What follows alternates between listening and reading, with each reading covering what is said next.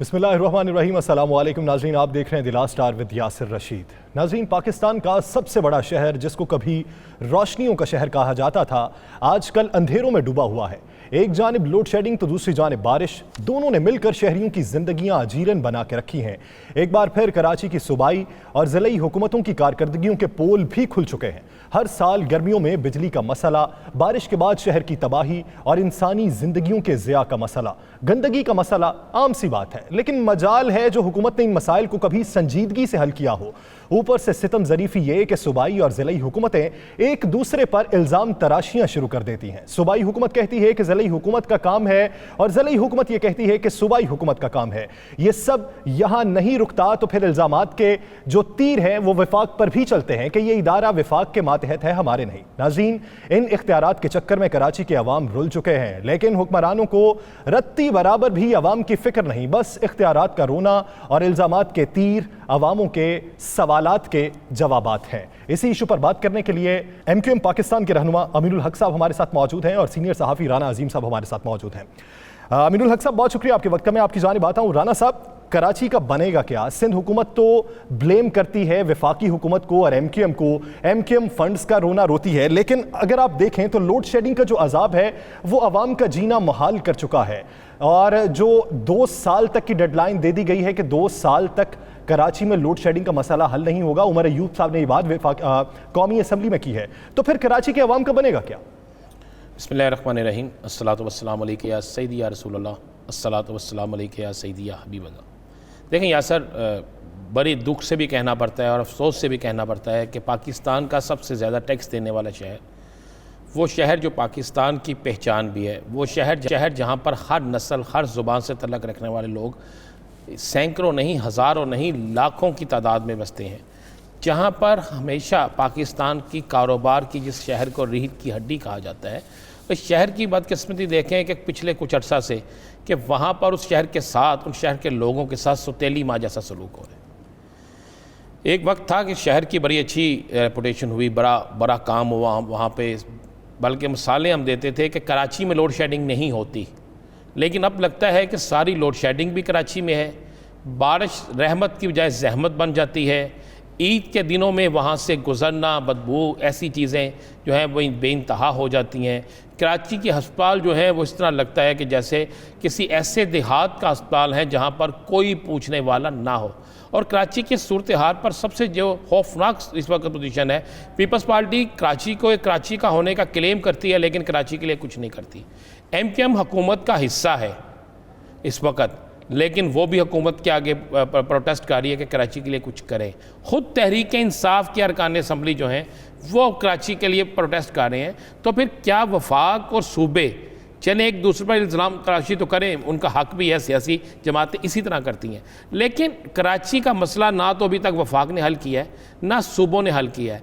ज़िली हुकूमतें बहुत बाद में आती हैं, अगर उनके पास फंड्स होंगे तो फिर देखा जाएगा। मौजूदा सिनेरियो में तो कुछ भी नहीं है, लेकिन पंजाब और वफाक जो हैं वो आपस की लड़ाई की सज़ा, और सूबा जो है वो MQM के साथ अपने इत्तेहाद ना होने की सज़ा जो है वो कराची को दे रहा है, और कराची को मिलने वाली सज़ा जो है उसके नताइज पूरे पाकिस्तान को भुगतने पड़ेंगे।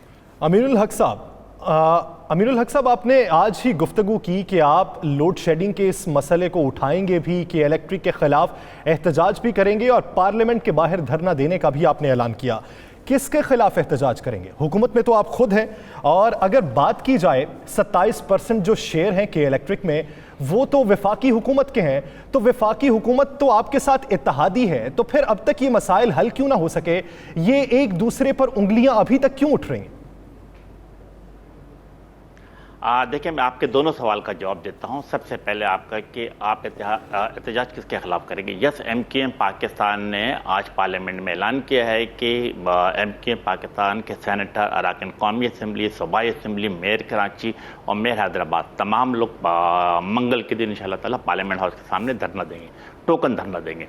अब सवाल ये पैदा होता है, यस MQM पाकिस्तान देखिए एक जमहूरी पार्टी है, ये जमहूरी असूलों पर यकीन रखते हुए अपनी सियासी जद्दोजहद कर रही है।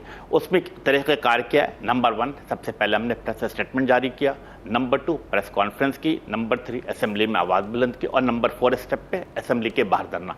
हम ये धरना वफाकी हुकूमत के खिलाफ नहीं दे रहे, ہم یہ دھرنا پی ٹی آئی کے خلاف نہیں دے رہے، بلکہ ہمارا یہ دھرنا ہوگا کے الیکٹرک کے خلاف۔ دیکھیں کے الیکٹرک ایم کیو ایم کیا کہتی ہے کہ 2006 اور 7 کے الیکٹرک کے خلاف کرنا ہے تو آپ کراچی کے ریپریزنٹیو ہی ہیں، کے الیکٹرک کے باہر دھرنا دیجئے، پارلیمنٹ کے باہر دھرنا دینے کا جواز کیا ہے؟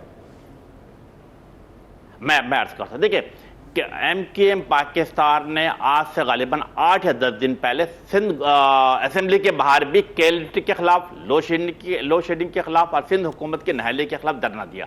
اب ہم اس فیس کو آگے بڑھانا چاہتے ہیں اور اس لیے ہم اب پارلیمنٹ کے سامنے آ رہے ہیں تاکہ تمام مقتدر حلقے بھی اور تمام وفاقی سیاسی جماعتیں بھی وہ بھی اس بات کو سنیں کہ ہم کیا نوٹ کروا رہے ہیں۔ کے الیکٹرک کیا صورتحال ہو رہی ہے رانا بھائی؟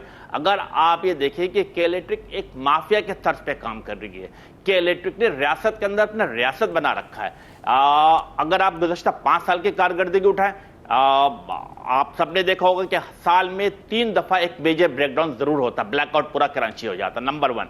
نمبر 2، بارش کا پہلا قطرہ پڑتا ہے، کراچی کے تقریباً 1800 میں سے 1200 فیڈر ٹرپ کر جاتے ہیں۔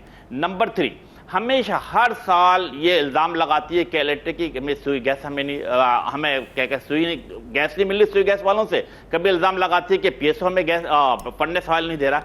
اس دفعہ ہم نے مکمل طور پہ مانیٹر کیا اور ہم نے دیکھا، ہماری پہلے وزیر اعظم صاحب سے ملاقات ہوئی، آپ کے علم میں ہوگا کہ خالد مقبول صدیقی بھائی کے قیادت میں ایم کیو ایم کے تمام اراکین قومی اسمبلی پرائم منسٹر سے ملاقات کی، انہوں نے تاکید کی جسے کہتے ہیں عمر ایوب صاحب کو، اور ایک کانفرنس میں منعقد ہوئی جس کے اندر پی ٹی آئی کی بھی اراکین اسمبلی، جی ڈی اے کے بھی موجود تھے، ایم کیو ایم کے موجود تھے، لیکن ہم اس سے مطمئن نہیں ہوئے۔ کیوں؟ کیونکہ دیکھیں کے الیکٹرک نے یہ الزام لگایا کہ ہمیں ایس ایچ جی والے گیس نہیں دیتے۔ ہم نے انویسٹیگیٹ کیا، پتہ لگا کہ ان کو 140 ایم سی ڈی ایف روزانہ کی بنیاد پہ گیس ملتی تھی، اسے وفاقی حکومت نے بڑھا کر 280 ایم سی ڈی ایف کر دیا۔ انہیں جسے کہتے ہیں این ٹی ڈی سی کی طرف سے 650 میگا واٹ بجلی ملتی تھی، اسے بڑھا کے وفاق نے 800 میگا واٹ کر دیا۔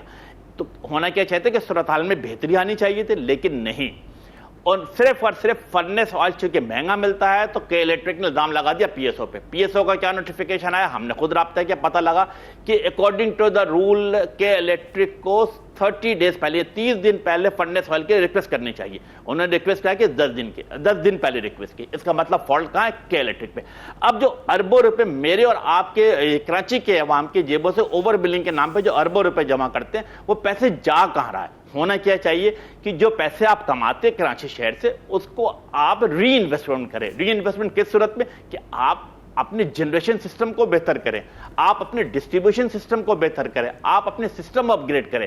آج بھی وفاقی حکومت، جب ہم نے وزیر اعظم سے ملاقات کی تھی، اس کے بعد وفاقی حکومت نے کیا کہ الیکٹرک آفر کیا، ہم آپ کو 500 میگا واٹ اور دیتے، لیکن کیا پتہ لگا کہ ان کا سسٹم اپ گریڈ نہیں ہے، وہ اس قابل نہیں پڑا ہوا ہے کہ اس کو مطلب وہ 500 میگا واٹ لے بھی سکے۔ اور اب ایک نیا الزام پینڈورا باکس کھول دیا، انہوں نے کہا، کیا کہنا شروع کر دیا کہ جی ہمارے بن قاسم گریڈ اسٹیشن میں کہیں نہ کہیں فنی خرابی پیدا ہو رہی ہے۔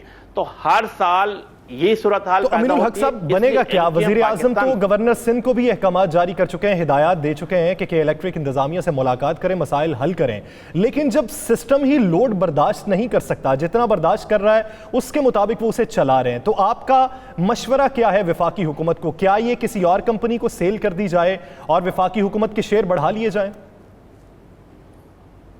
بالکل، میں اسی پہ آتا۔ وے فارورڈ کیا ہونا چاہیے؟ نمبر ون ہونا چاہیے کہ پارلیمانی کمیٹی تشکیل دی جائے جو کہ الیکٹرک کے معاملات کو دیکھے کہ ان کے انکمنگ آمدنی کتنی ہے اور وہ ری انویسٹمنٹ کتنے کریں، نمبر 1۔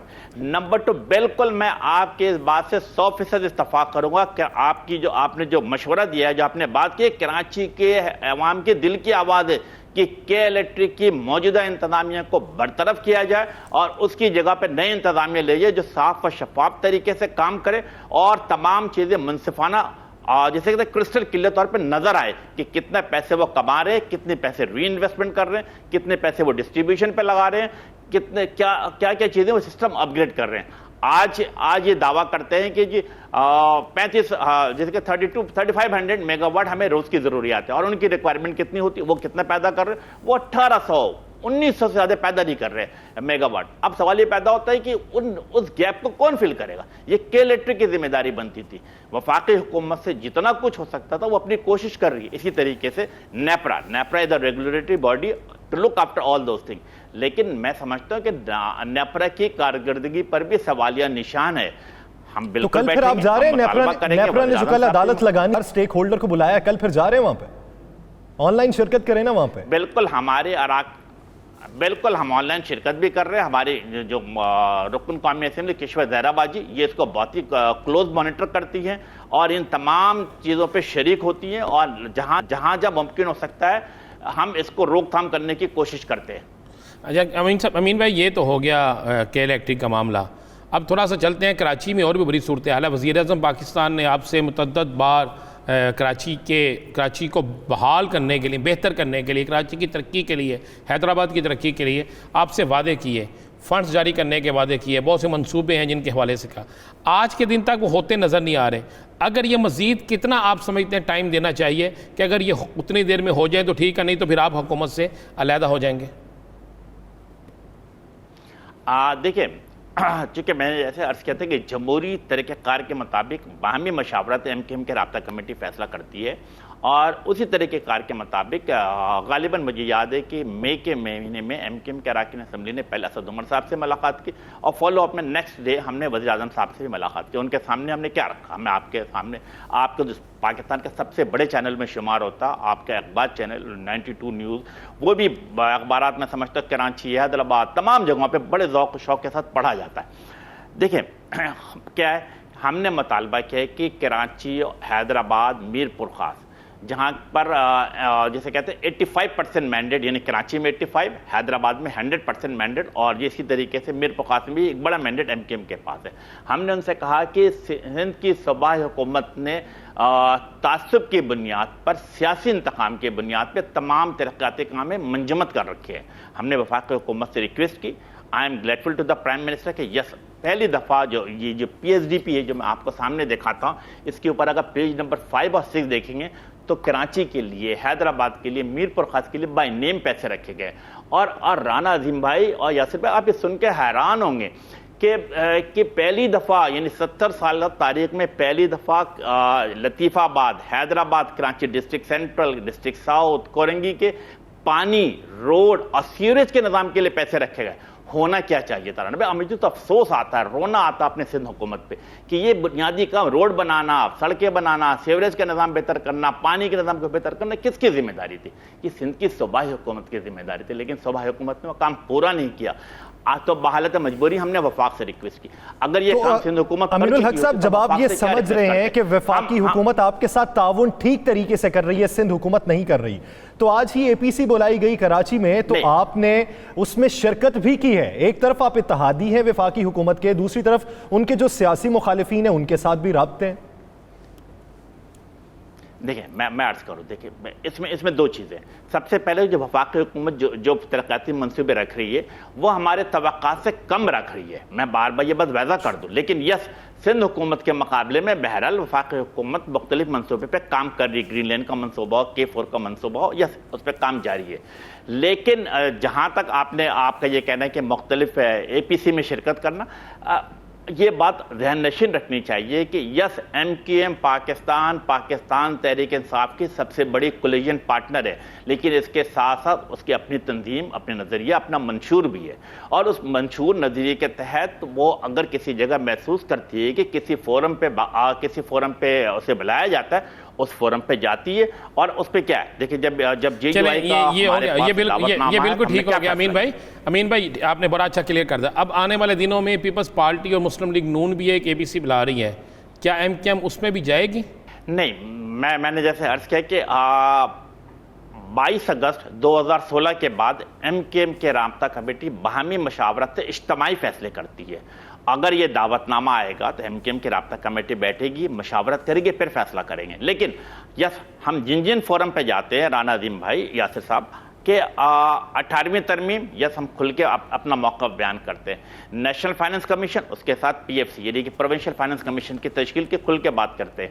ہم آرٹیکل 140A کی بات کرتے ہیں کہ لوکل گورنمنٹ کو مضبوط کیا جائے. تو جہاں ہمیں اس فورم پہ بات کرنی ہوتی ہے، ہم کسی بلا خوف و خطر اس پہ گفتگو کرتے ہیں اور قائل کرنے کی کوشش کرتے ہیں. الحمدللہ میں سمجھتا ہوں کہ اب بڑے تعداد میں. امین بھائی یہ تو ہو گیا. مجھے یہ بتائیں، آپ وفاقی حکومت کا حصہ ہیں اور سب سے بڑے پارٹنر بھی ہیں، کیا یہ جو باتیں چل رہی ہیں -1 والی، اور یہ چل رہی ہیں کہ شاید جو حکومت کے ساتھ اتحادیاں ہیں وہ حکومت سے ناراض ہیں، وقت آیا تو وہ حکومت کو چھوڑ دیں گے، کوئی ایسا معاملہ نظر آتا ہے؟ آپ وفاق کے اندر ہیں اور بڑا سیاسی آپ کا ویژن بھی ہے.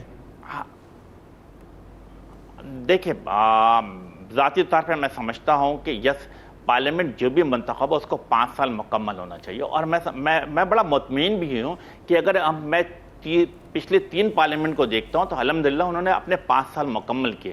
تو یس پارلیمنٹ کی سپریمیسی جمہوری روایت کو قائم و دائم رکھنے کے لیے میں سمجھتا ہوں کہ پارلیمنٹ کو ہر صورت میں 5 سال مکمل کرنے چاہیے. اور اس کا فیصلہ کہ پارلیمان لیڈر کون ہوگا، میں سمجھتا ہوں کہ پی ٹی آئی کو سب سے زیادہ اکثریت ملی ہے، اس کے لوگ آپس میں فیصلہ کریں گے ان کا پارلیمانی لیڈر کون ہے. میں اتحادی ساتھ ہیں سارے، اعتماد حاصل ہے، اتحادی ساتھ ہیں. دیکھیں ایز فار از دیکھیں جہاں تک ایم کیو ایم کا کنسرن ہے، میں چونکہ ایم کیو ایم کے ایک ذمہ دار ہونے کے ناطے، ایک سیاسی ورکر ہونے کے ناطے، ہم نے چونکہ ایک ایگریمنٹ کیا، ایم او یو سائن کیا ہے پی ٹی آئی کی حکومت کے ساتھ، تو ہم ان کے ساتھ کھڑے ہیں، کندھے سے کندھے ملا کر کھڑے ہیں. پیپلز پارٹی آپ کے خلاف بڑی سخت کارروائیاں کر رہی ہے، کراچی میں سارا کچھ ہو رہا ہے، تو پیپلز پارٹی کے خلاف کوئی تحریک چلانے کی کہ کراچی بچاؤ کو اس معاملے میں تحریک چلانے کے حوالے سے کوئی ایم کیو ایم فیصلہ کر رہی ہے؟ دیکھیں یہ پیپلز پارٹی کی جو صوبائی حکومت ہے یہ پچھلے 13 سال سے صوبائی حکومت میں موجود ہے، اور اگر اوورال 70 سے لے کر آج تک دیکھیں تو پاکستان پیپلز پارٹی نے 7 باریاں مکمل کی ہیں، 7 ٹائم منتخب ہوتی چلی آ رہی ہے. لیکن کراچی ہو، حیدرآباد ہو، لاڑکانہ ہو، بدین ہو، میرا خیال ہے ایک پروجیکٹ دکھا دیں، مثالی پروجیکٹ دکھا دیں، کہیں نظر نہیں آتا. الحمدللہ اب سندھ کے عوام خود پاکستان پیپلز پارٹی کے خلاف رفتہ رفتہ اٹھ کھڑے ہو رہے ہیں. یس ایم کیو ایم پاکستان جمہوری طریقے سے پاکستان پیپلز پارٹی کا صوبہ سندھ میں مقابلہ کر رہی ہے. وہ تمام جسے کہتے ہیں کہ ہمیں تمام ترقیاتی کام میں منجمد کر دیے گئے ہیں. ہمارے کارکنان کے خلاف ایف آئی آر کاٹی جاتی ہے، ان کے سی ٹی ڈی کے جو لوگ ہیں ہمارے کارکنان کو اٹھاتے ہیں. لیکن ایم کیو ایم جمہوری روایت کے عین مطابق تمام سیاسی میدانوں میں پاکستان پیپلز پارٹی کا مقابلہ کرتی چلی آ رہی ہے. صاحب آپ اقتدار میں، کراچی میں آپ کی جماعت اقتدار میں ہے، وسیم اختر صاحب ہر وقت رونا روتے ہیں فنڈز کا. 43 ملی لیٹر بارش ہوئی ہے اور پورا شہر اس میں ڈوب گیا ہے، اور ساتھ ہی ساتھ نالوں کی صفائی بھی نہیں ہوئی. کتنا عرصہ فنڈز نہ ہونے کا موقف اپنا کر عوام کو رام کیا جا سکتا ہے؟ اگلے الیکشن میں تو پھر عوام چاہے گی کہ جو فنڈز دے سکتے ہیں اسے پھر اقتدار میں لے آیا جائے. رانا جی میں بالکل آپ صحیح فرما رہے ہیں کہ یس فنڈ کا رونا بالکل ہم روتے ہیں، اختیارات کا رونا بھی روتے ہیں، لیکن یہ ایک حقیقت ہے کہ 2013 میں لوکل گورنمنٹ ایکٹ میں تبدیلی کر وہ تمام جسے کہتے ہیں ریونیو جنریٹ کرنے والے ادارے جو کہ پہلے کے ایم سی کے پاس ہوا کرتے تھے وہ سندھ حکومت نے اپنے پاس لے لیا. نمبر 1. نمبر 2 چونکہ ہمارے پاس وسائل کی کمی ہے تو ہم نے اس کے وسائل کی کمی کو کیسے پورا کر رہے ہیں. ایم کیو ایم پاکستان نے آج سے 3 دن پہلے رابطہ کمیٹی کا اجلاس بلایا، اپنے تمام یو سی چیئرمین، اپنے ڈسٹرکٹ چیئرمین، میئر، کونسلر اور اپنے تمام ذمہ داروں کو گراؤنڈ پہ اتارا کہ جہاں جہاں پہ پانی مسئلہ کھڑا ہو رہا ہے ہم اگر اپنے عوام کے ساتھ کھڑے ہوں گے، عوام کے درمیان موجود رہیں گے تو یقیناً عوام کا اعتماد ہم پر رہے گا. اور ہم اسی طریقے سے کام کر رہے ہیں کہ عوام کے درمیان میں موجود رہتے ہیں، ان کے آواز کے ساتھ آواز ملا کر آگے چلتے. اور یہی وجہ ہے کہ پچھلے 3 دہائیوں سے M Q M Pakistan Sindh کے شہری علاقوں میں کامیاب امین الحق صاحب جو کے ایم سی ہے اس نے کام تو ترقیاتی کراچی کے ہی کر رہے ہیں نا، اگر فنڈز نہیں ہے تو کے ایم سی کا بجٹ کیسے پیش ہو گیا؟ دیکھیں انفارچونیٹلی میں آپ کو عرض کروں کہ کراچی نے میرا خیال ہے کہ ابھی 2-4 دن پہلے جو اپنا بجٹ پاس کیا ہے وہ غالباً 26 ارب کچھ روپے کا بجٹ ہے. اس میں ایک بڑا اماؤنٹ جو ہے وہ کیا کہتے ہیں تنخواہوں پہ چلا جاتا ہے. ترقیاتی کاموں کے سلسلے میں 208 جسے کہتے ہیں یو سی موجود ہے. اگر آپ ان چیزوں کو ڈسٹریبیوٹ کریں گے تو آٹے میں نمک کے برابر پیسے آتے کسی بھی یو سی میں. یہ بنیادی طور پہ ذمہ داری کس کی بنتی ہے؟ سندھ حکومت کی بنتی ہے کہ سندھ حکومت ٹرانسپورٹ کے نظام کو بہتر کرے، سندھ حکومت روڈ کے نظام کو بہتر کرے، سندھ حکومت سیوریج کے نظام کو بہتر کرے، سندھ حکومت پانی کے نظام کو بہتر کرے. لیکن کراچی کے عوام پانی کے بوند بوند کو ترس رہے ہیں. ایک آخری سوال کا جواب دے دیں. جی آئی ٹی ایک جی آئی ٹی تھی، اس کی کو 12 رپورٹیں ہیں مختلف لوگوں کے پاس ہیں، اور ایم کیو ایم کو قتل کرنے کے حوالے سے بھی کچھ کہا گیا کہ پیسے دیے گئے ذوالفقار مرزا کی طرف سے. یہ کافی چیزیں چل رہی ہیں، تو آپ کیا ان کسی ایک جی آئی ٹی پہ بات کرنا چاہیں گے کہ کون سی جی آئی ٹی ٹھیک تھی؟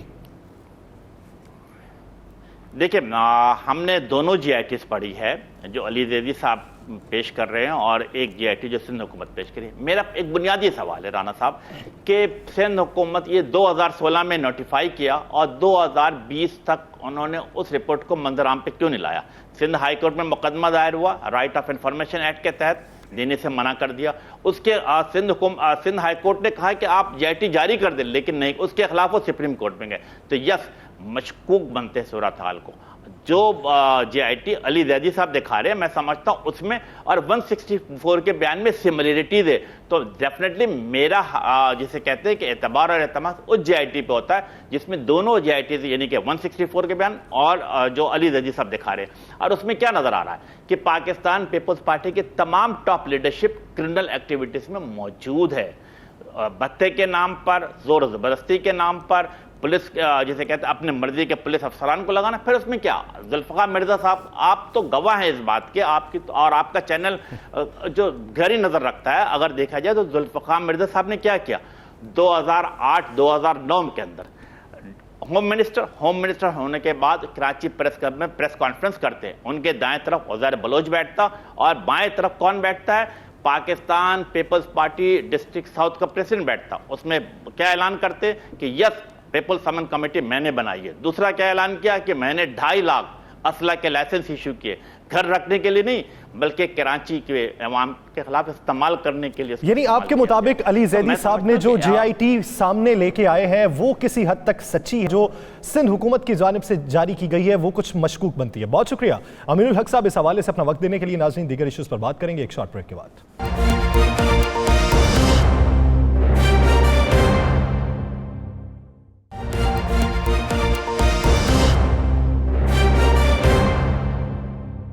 Welcome back. नाज़रीन, गंदम का बहरान हुआ तो हम भी परेशान हो गए। हुआ ये कि हम जिस चीज़ में खुद कफील थे अब उसी चीज़ को दूसरे ममालिक से मंगवाने का सोच रहे हैं। गंदम की कीमत हुकूमत ने 1400 रुपये तय की और ओपन मार्केट में वो 1700, 1800 और 1950 में बिक रही है, जबकि किसान को क्या कीमत अदा की गई? किसी को 1100, किसी को 1200, किसी को 1300, किसानों को तो 1400 रुपये भी नहीं मिला। अब हम अफसोस करें, नदामत दिखाएं या फिर हम मर जाएं? करें क्या? हुकूमत से कोई मामला भी सही तरीके से हल क्यों नहीं हो रहा? अवाम हुकूमत के खिलाफ क्या इकदामात उठा सकती है? हुकूमत ने अब तक क्या इकदामात उठाए हैं? इसी पर बात करने के लिए सीनियर सहाफ़ी राना अजीम साहब हमारे साथ मौजूद हैं, ब्यूरो चीफ इस्लामाबाद सुहेल इकबाल भट्टी साहब हमारे साथ मौजूद हैं और माहिर कानून अजहर सिद्दीक साहब ने हमें ज्वाइन किया है। राना साहब, अफसोस नहीं होता कि हम जिस चीज़ में खुद कफील हैं, यानी हम दूसरे ममालिक को वो चीज़ें भेजते थे और हमारे पास वाफिर मिकदार में गंदम मौजूद होती थी, अब नौबत ये आन पड़ी है कि मिस मैनेजमेंट की वजह से हमें वो दूसरे ममालिक से मंगवानी पड़ रही? नहीं, मिस मैनेजमेंट ना कहें। देखें आप लफ्ज़ हमें दुरुस्त का, मिस मैनेजमेंट नहीं है, माफिया की वजह से, माफिया को नवाजने की वजह से, कुछ सरकारी हिस्सा रखने की वजह से। यानी आप ये कह रहे हैं ये मैनेजमेंट का हिस्सा है? हिस्सा है, बिल्कुल हिस्सा है, ये हर दौर में होता है। आप मुझे एक बात बताएं, वक्त से पहले गंदम की सप्लाई किसने कहा था?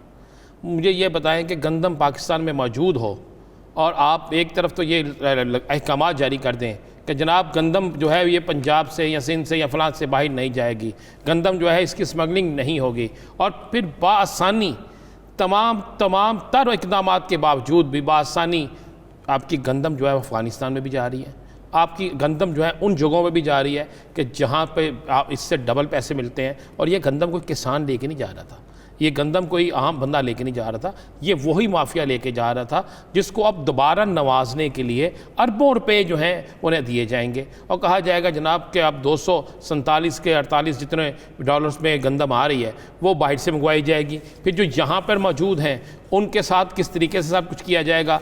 कितने अरब रुपए मैं आपको बता रहा हूँ कि ऐसे हैं जो आवाम की जेब से निकाले जाएंगे टैक्स की सूरत में, और दिए किसको जाएंगे?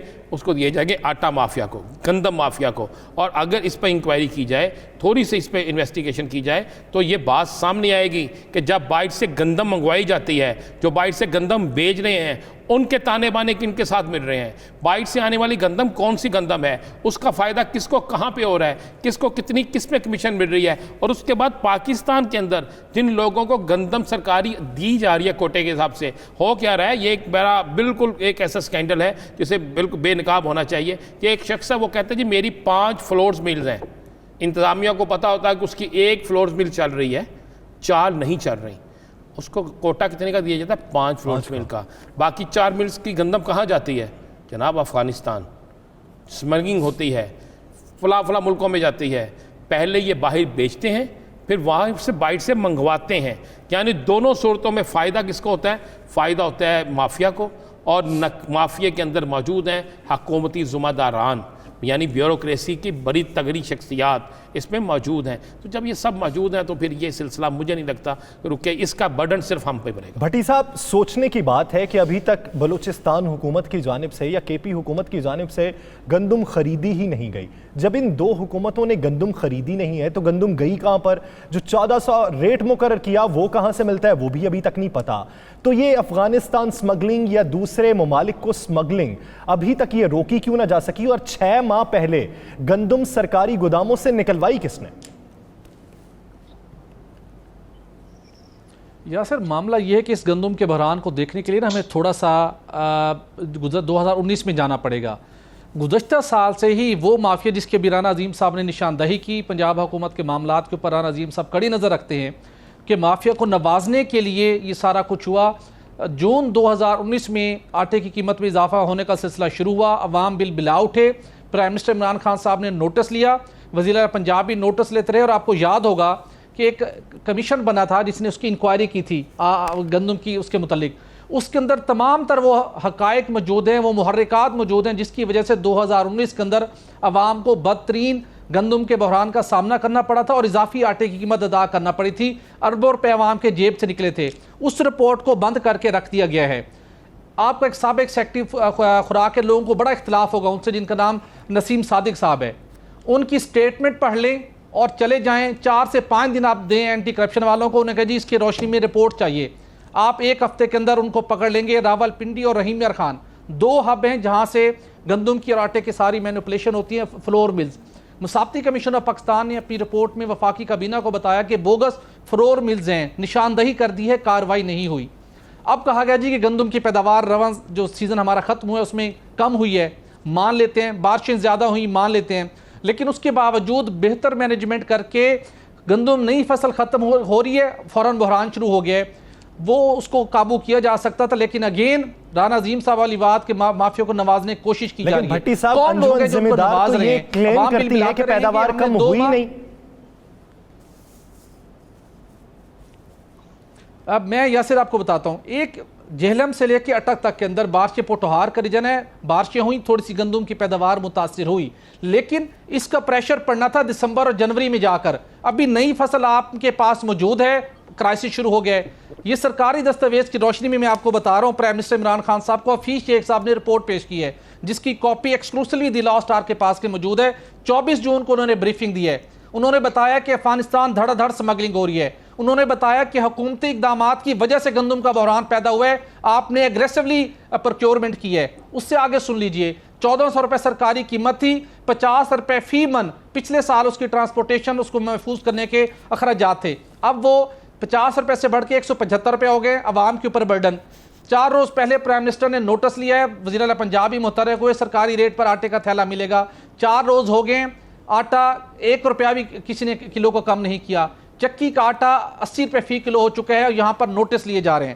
معاملہ یہ ہے، جو انکوائری کمیشن نے جو انکوائری کی تھی اس کے اندر تمام حقائق موجود ہیں، آپ ان کے اوپر ہاتھ ڈالنے کو تیار نہیں ہیں، عوام کی آنکھوں میں دھول جھونکنے کے لیے آپ نوٹس لیتے ہیں، ایکٹیو ہوتے ہیں، اور اس کے بعد خاموشی سے بیٹھ جاتے ہیں۔ بھٹی صاحب ایک بات بتا دیں، ریٹ کیا طے ہوگا؟ اگر تو درآمد کی جائے گی تو وہ تو پورٹ تک 1700 روپے سے زائد پہنچتی ہے، پھر آگے شہروں تک اگر اسے لے آنا ہے تو 100 روپے اضافی لگ جائے گا، یعنی وہ وہی 1900 یا 2000 روپے فی من ملے گی۔ یا رانا صاحب 2100 کہہ رہے ہیں، 2100 لگا لیں۔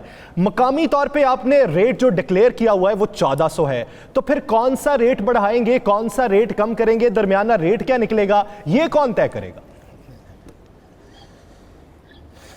یاسر ایک بات آپ لکھ کے رکھ لیں، حفیظ شیخ صاحب کی رپورٹ کے مطابق 20 لاکھ ٹن گندم کی شارٹیج ہے، آپ 20 یا 25 لاکھ ٹن امپورٹ کر لیں، آٹے اور گندم کی قیمت کم نہیں ہوگی۔ آپ 2100 کی امپورٹڈ گندم کی بات کر رہے ہیں، اس وقت اوپن مارکیٹ میں پنجاب کی گندم جو ہے وہ 2300 روپے فی من بڑی مشکل مل رہی ہے، ہورڈنگز ہو چکی ہے مختلف جگہوں کے اوپر، اور لوگ اس کے اوپر مینوپولیٹ کر کے پیسہ کما رہے ہیں، اس لیے کہ اداروں کا لوگوں میں خوف نہیں رہا۔ وہ لوگ جنہوں نے کارروائی کروانی تھی کہیں نہ کہیں الیجڈلی وہی سپورٹ کرتے ہوئے آپ کو ملیں گے، سب لوگ اس کا پیسہ بنا رہے ہیں۔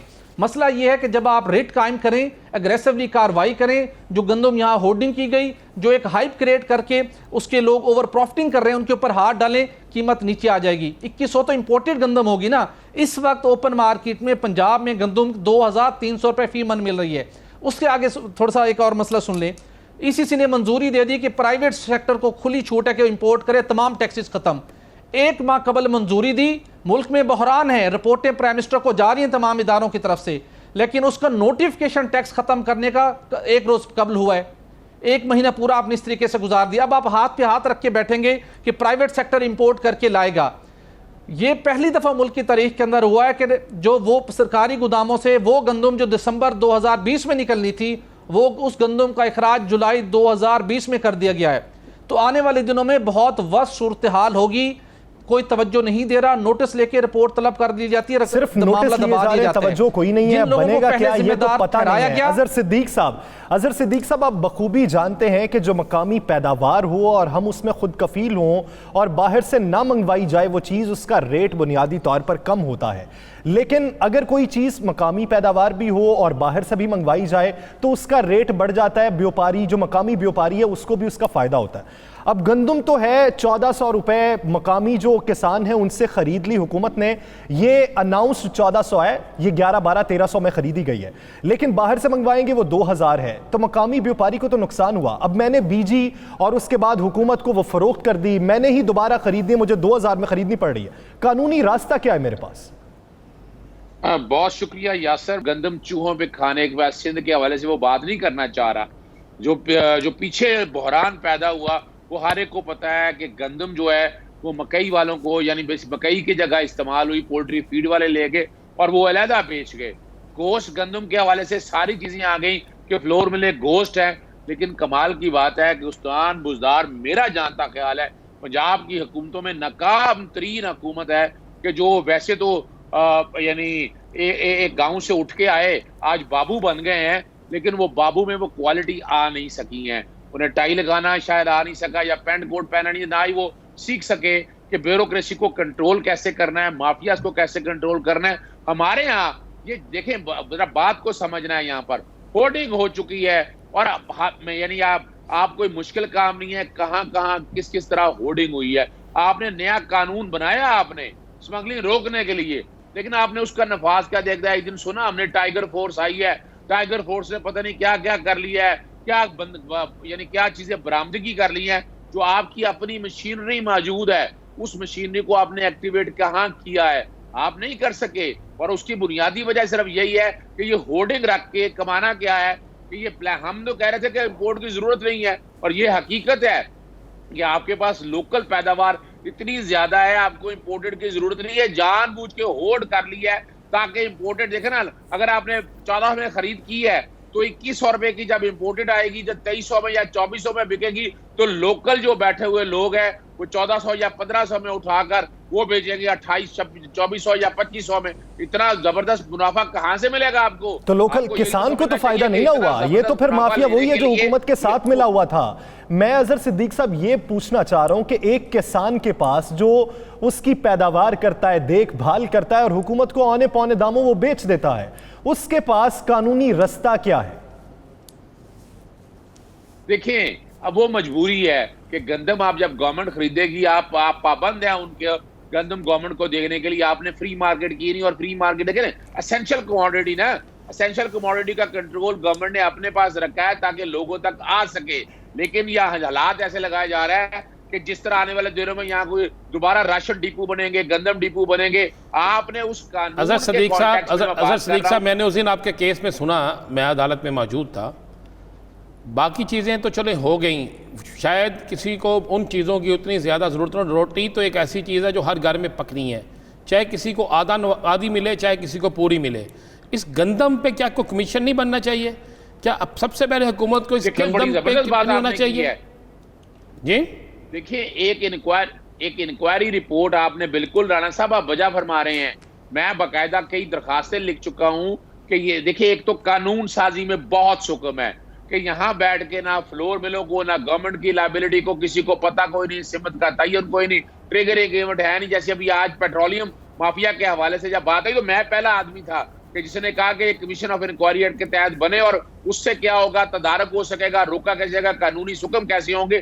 یہاں بھی ایک کمیشن، وہ کمیشن والا نہیں کھیلنا چاہیے ہمیں جس طرح عمران خان پازیٹیولی چیزوں کو کچھ چیزوں کو لے کر چل رہے ہیں. کمیشن بن کے دیکھیں 3-4 چیزیں طے ہونی ہیں. کوئی دنیا یعنی ہم نے دیکھیں زراعت کو بہتر کرنے کے لیے کیا کیا، ہم نے زراعت کے بیچ پر کوئی توجہ دی، ہم نے اپنی ایگریکلچر پروڈیوس کے حوالے سے کیا ماڈرنائزیشن، ہم نے کیا اس کی پروڈکشن کو بڑھانے کے لیے، جیلڈ کو بڑھانے کے لیے کوئی کام کیے، کیا ہم نے لیول یعنی جو زمینیں ہیں لیول کرنے کے لیے انڈیا کی طرف پر آپ دیکھیں تو صحیح کہ انڈیا کے اندر گورنمنٹ نے کیا کیا کام کر کے اپنے، اور کمپیریزن دیکھ لیجئے گا، چاول کی کاشت دیکھ لیں، وہاں گندم کی کاشت دیکھ لیں، تو یہاں سب یعنی اگر آپ صرف اسی ایگریکلچر کے اوپر، زمینوں کے اوپر اگر توجہ دے کر آپ ایسا ایک میکانزم بنا دیں، آپ کی پیداوار اتنی بڑھ جائے گی آپ ایکسپورٹ کر سکیں گے. یعنی ہم جس میں خود کفیل تھے اور ماضی سے لے کے اب تک ہیں بھی، ہم انہی طریقہ کار کو مضبوط کر لیں، قانونی سکم جہاں پر ہیں وہ انہیں ختم کر، ہم خود کفالت میں پھر سے بحال ہو سکتے ہیں. جہاں سے پیسہ کمایا جا سکتا ہے وہاں سے تو کما سکتے ہیں، لیکن یہ مافیا نے ہمیں وہاں پر ہی پکڑ کر مارا اور ہم وہیں پر بھی مار کھا رہے ہیں کہ جہاں پر ہم خود کفیل تھے، اور اسی شعبے میں ہمیں اس مافیا کے ہاتھوں اس طرح کی شکست ہو رہی ہے کہ دوسرے ممالک سے چیزیں منگوا کر ہم اسے استعمال کرنے پر مجبور ہیں. بہت شکریہ اظہر صدیق صاحب اور بیورو چیف اسلام آباد سہیل اقبال بھٹی صاحب اس حوالے سے اپنا وقت دینے کے لیے. ناظرین دیگر ایشوز پر بات ایک شارٹ بریک کے بعد.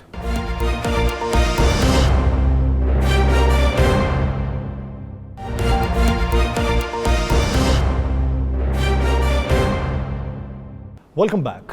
دل کے پھپھولے جل اٹھے سینے کے داغ سے، اس گھر کو آگ لگ گئی گھر کے چراغ سے. ناظرین کل لاہور کے علاقے چونگ میں ایک لڑکے کا قتل ہوا اور قاتل کوئی اور نہیں، اس کا اپنا ہی سگا اور چھوٹا بھائی تھا. اے ابن آدم کیوں تیرا خون اتنا سفید ہو گیا کہ اپنوں کی جان ہی لینے لگا. ناظرین ایسے واقعات ہمیشہ یہ سوال اٹھاتے ہیں کہ کیوں انسان اتنا بے حس ہو جاتا ہے کہ انسانی زندگی لینا جیسے کوئی بڑی بات ہی نہ ہو. نوجوانوں میں بڑھتی عدم برداشت کی وجہ آخر کیا ہے؟ کیوں برداشت اتنی کم ہو چکی ہے کہ اپنوں کا خون اتنا سستا ہو چکا ہے؟ اسی پر بات کرنے کے لیے سینئر صحافی رانا عظیم صاحب ہمارے ساتھ موجود ہیں، نمائندہ خصوصی 92 نیوز خرم عباس ہمارے ساتھ موجود ہیں، ماہر نفسیات خبیب قیانی صاحب ہمارے ساتھ موجود ہیں، اور ہمیں جوائن کریں گے سیکرٹری جنرل وفاق المدارس پاکستان قاری حنیف جالندری صاحب. خرم صاحب سے پہلے آپ کی جانب آؤں گا، کل سے لے کے اب تک اس کیس کا فالو اپ کیا ہے؟ کل تک جو اطلاعات تھی وہ یہی تھی کہ بھائی نے قتل کیا بھاگ گیا، آج اطلاعات یہ ہیں کہ وہ پکڑا بھی گیا ہے. کیا وہ ہی ملوث تھا یا اس کے ساتھ جو دیگر اس کے دوست تھے وہ بھی ملوث تھے؟ جی بالکل. یہ لاہور شہر میں 2 ماہ کے دوران 4 مختلف واقعات میں 4 سگے بھائیوں نے اپنے بھائیوں کو قتل کر ڈالا ہے. جو کل رات گزشتہ روز واقعہ پیش آیا، چونکہ علاقے میں نشہ کی حالت میں چھوٹے بھائی نے حسان نے اپنے بڑے بھائی حسن امجد کو قتل کر کے بے دردی سے قتل کر دیا، اور جبکہ واردات کے بعد فرار ہو گیا. قتل کی واردات کے بعد کو اطلاع بھی دے دی. پولیس نے کارروائی کرتے ہوئے لاش کو مردہ خانے منتقل کر دیا، جبکہ آج پوسٹ مارٹم بھی ہو چکا ہے. انویسٹیگیشن پولیس کے مطابق والد نے اپنے دوسرے بیٹے کو پیش کر دیا ہے، اور ابھی تک اہم جو وجہ بتائی جا رہی ہے کہ اس میں اپنے بھائی کو نشے کی وجہ سے دوسرے بھائی کو قتل کیا. آپ کو مزید تفصیل سے آگاہ کرتا چلوں کہ اسی طرح کا واقعہ پچھلے ماہ بھی پیش آیا، جہاں سبزدار کے علاقے میں بڑے بھائی نے چھوٹے بھائی کو پیسوں کے لین دین کے تنازع پہ فائرنگ کر کے قتل کر دیا تھا. جس کے بعد دوسرا واقعہ جنوبی چھامی کے علاقے میں پیش آیا، جہاں جائیداد کے تنازع پر ملزم شکیل نے اپنے بھائی منصور کو قتل کر دیا تھا. اور اسی طرح کا تیسرا واقعہ تھانہ شفیق آباد کی حدود میں پیش آیا، جہاں ملزم امتیاز نے اپنے بھائی 30 سالہ شہزاد نذیر کو گھر کی چھت پہ سویا ہوا تھا، جس کو 3 سر پر فائر مار کر اپنی نیند سلا دیا. صحیح. خرم آپ آگاہ کر رہے تھے، آپ کا بہت شکریہ. رانا صاحب یہ اس طرح کی شدت پسندی کے واقعات جب معاشرے میں جنم لیتے ہیں، قتل کی وارداتیں رونما ہوتی ہیں تو افسوس ہوتا ہے، لیکن بھائی کو قتل کر دے تو افسوس نہیں ہوتا، اس معاشرے میں رہنے میں ڈر محسوس ہوتا ہے. ایسے واقعات کن وجوہات کی بنا پہ جنم لیتے ہیں اور اس کے تدارک کے لیے حکومتی سطح پر اقدامات کیا کیے جاتے ہیں؟ دیکھیں حکومتی سطح پر کوئی اقدامات نہ کیے گئے ہیں، نہ حکومتی سطح پر اقدامات ہو سکتے ہیں. دیکھیں ہماری بدقسمتی یہ ہے کہ ہمارا آج کے معاشرے میں ہم بہت دور ہیں، ہم نے نہ ہمارے بچوں کو قرآن پاک کی تعلیم دی جاتی ہے، نہ ان کے گھر میں بتایا جاتا ہے کہ بھائی کو بھائی کے ساتھ اس کا کیا حق ہے، بیٹا باپ بہن بھائی ان کے آپس میں حقوق کیا ہیں، ادب کس طرح کرنا ہے، ادب سے چیزوں سے دور ہیں۔ ہم ویڈیوز دیکھتے ہیں، ویڈیو گیمز میں پتہ چلتا ہے، انڈین ڈرامے دیکھتے ہیں، پاکستانی ڈرامے دیکھتے ہیں جس پہ جائیداد کے لیے بھائی کو مار رہا ہے، تو وہ سارا سنیریو ہمارے ذہن میں ہوتا ہے۔ دیکھیں خرم نے لاہور شہر کے صرف 4 واقعے بتائے ہیں، لیکن میرے پاس اطلاع جو ہے وہ 78 واقعے ہیں صرف اس پنجاب کے اندر، اور اگر پورے پاکستان میں دیکھیں تو 311 ایسے قتل ہیں جس میں بیٹے کے ہاتھوں باپ، بیٹے کے ہاتھوں ماں، بھائی کے ہاتھوں بہن، بھائی کے ہاتھوں بھائی، اس طرح، اور یہاں تک کہ ایک جگہ پر تو یہاں ایسے واقعات بھی ہیں کراچی کے اندر جو ہوئے پچھلے دنوں میں کہ ماں اور باپ دونوں کو مار دیا گیا ہے، اور وجہ کیا ہے؟ جائیداد۔ کسی جگہ کیا ہے کہ جناب مجھے یہ بلا وجہ ٹوکتے ہیں۔ جب یہ چیزیں سامنے آتی ہیں تو ہماری اسلام سے دوری، ہمیں وہ تعلیم نہیں دی جاتی۔ موجودہ جو سوشل میڈیا ہے جس پہ ہم بہت سی اچھی چیزیں سیکھتے ہیں تو بے انتہا ایسی برائیاں دیکھتے ہیں جس کی وجہ سے ہمارے اندر یہ سارا کچھ پیدا ہونا شروع ہو جاتا ہے۔ 100 سے زائد ایسے ڈرامے بھارت کے اور پاکستان کے اور دوسرے ملکوں کے موجود ہیں جن ڈراموں میں بالکل واضح طور پر یہی دکھایا جاتا ہے کہ جائیداد کے لیے اولاد باپ سے، بیٹا باپ سے، بیٹی باپ سے، بہن بھائی سے، بھائی سے کس طرح لڑتا ہے۔ جب ہم صبح سے لے کر شام تک دیکھیں گے یہی، جب ہمارے ذہن میں یہی نقش ہوگا تو یاسر پھر ہمیں عملی زندگی میں بھی یہی کریں گے۔ یعنی آپ کے نزدیک پرورش کا بڑا عمل دخل ہے اس میں، اور ہم جو چیزیں سیکھتے ہیں معاشرے سے اس کا عمل دخل ہے جس کی وجہ سے ایسے واقعات رونما ہوتے ہیں۔ کیانی صاحب، اگر کوئی ان پڑھ ہو، کم عقل ہو یا زمین کا تنازع ہو تو اس پر ایسے واقعات رونما ہوں تو کچھ سمجھ بھی آتی ہے کہ ہمارے معاشرے میں ایسے واقعات رونما ہوتے ہیں، لیکن بھائی کا بھائی کو مار دینا، اور وہ بھی دونوں پڑھے لکھے ہوں، اعلیٰ تعلیم یافتہ بھی ہوں، تو ایسے پرتشدد رویے انسان کی عقل میں یا دماغ میں کب جنم لیتے ہیں، اور اس کا حل ہمارے معاشرے میں بطور معاشرہ ہم کیسے کر سکتے ہیں؟ دیکھیں جی، یہ بار بار رپورٹ ہونے والے واقعات ہیں جیسے کہ عظیم صاحب نے کہا، لیکن اس کے باوجود جب اس طرح کا کوئی واقعہ ہوتا ہے تو وہ چونکا دینے والا ہوتا ہے، اور سوال ہمارے سامنے یہی کھڑا ہوتا ہے کہ ہم لوگ اس طرح کے واقعے کس طریقے سے اپنے معاشرے میں ہونے دے رہے ہیں اور ہم ان کو رسپونڈ کیسے کر رہے ہیں۔ سب سے پہلی چیز جو اس کیس میں ہمیں نظر آتی ہے وہ یہ آتی ہے کہ یہ دونوں بھائی جو ہیں یہ نشے کی عادت کے عادی تھے آپ کی رپورٹ کے مطابق، اور جب آپ نشہ کرتے ہیں تو پھر آپ پڑھے لکھے ہیں یا آپ پڑھے لکھے نہیں ہیں، آپ کی جو اورینٹیشن ہے آپ کے آس پاس کے حالات کی، اور کسی بھی واقعے میں ملوث ہونے یا اس کے اندر شامل ہونے کے بعد کے جو کنسیکوینسز ہو سکتے ہیں ان کو پرکھنے کی کہ کیا اس واقعے میں جا رہا ہوں، میں اس میں حصہ لے رہا ہوں، کیا اس کے بعد جو کچھ ہوگا میں اس کا سامنا کر سکتا ہوں یا کر سکتی ہوں، یہ ساری کی ساری جو ہے یہ آپ ڈس اورینٹ ہو جاتے ہیں اس سائڈ سے جب آپ نشہ کرتے ہیں۔ تو مطلب یہ ہے کہ آپ کی جو ڈیسیجن میکنگ کی پاور ہے وہ جن فلٹرز سے گزارتے ہوئے آپ کسی بھی فیصلے کو کرتے ہیں وہ سارے فلٹرز جو ہیں وہ نشے کی وجہ سے ڈاؤن ہو جاتے ہیں، اور آپ کو لگتا ہے کہ یہ کوئی بھی کام کیا جا سکتا ہے۔